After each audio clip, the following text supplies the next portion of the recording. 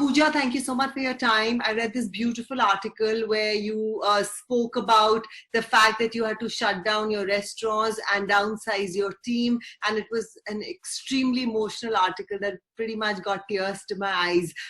If you could go through the experience with our viewers.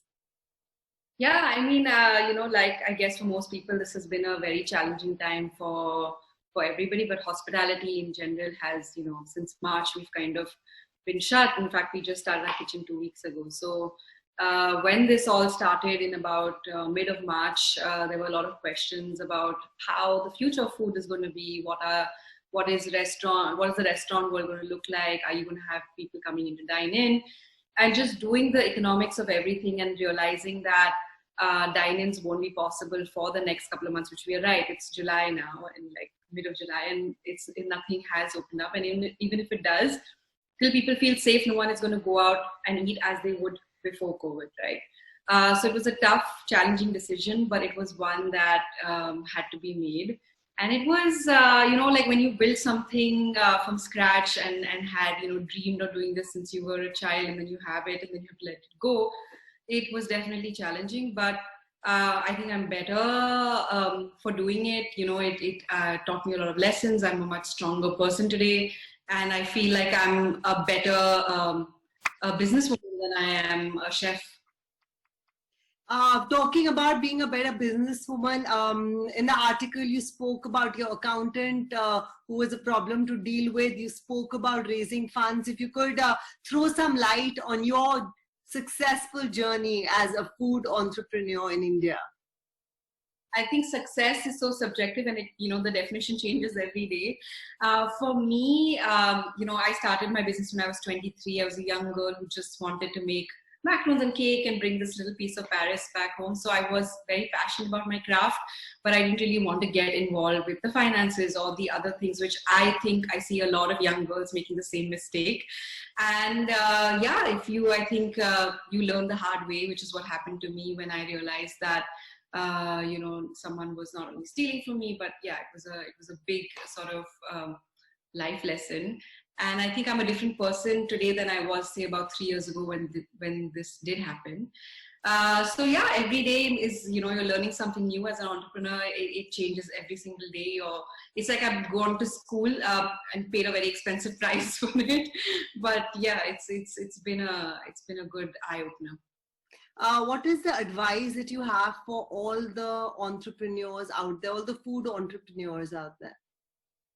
Yeah, so I feel like my advice right now is that these are definitely challenging times, but a crisis always gives rise to something new and wonderful, and most innovation happens at a time like this.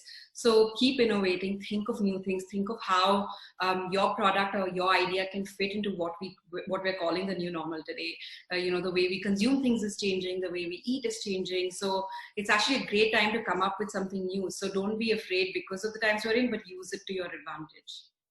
All right. And what does a roadmap look to you? I know there's some food coming up, pre-mixed food with your name on it. Tell us a bit about those plans. I also think this is the first time ever that I am taking things one day at a time. It's so difficult to plan ahead, given the situation that we're in. And that's very new to me because I like planning 6 months ahead.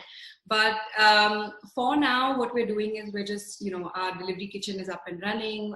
We're still happy to be a part of people's joys and celebrations with their cakes.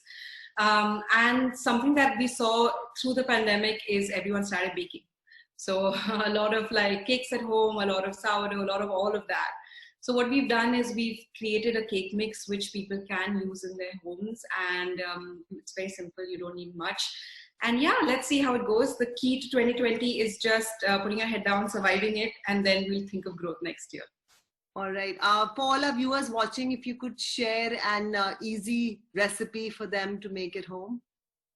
Easy recipe. The easiest would be to get the cake mix, but I'll give you an easy one, which is, something that is very close to my heart. It is a chocolate cake, a very simple chocolate cake with 5 ingredients. So you just need 200 grams of butter, 200 grams of dark chocolate, 150 grams of castor sugar, 4 eggs, and about 80 grams of flour.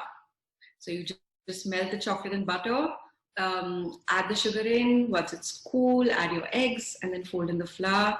Bake it at about 180 degrees for about 20 minutes, and you're ready. Your cake is ready. All right.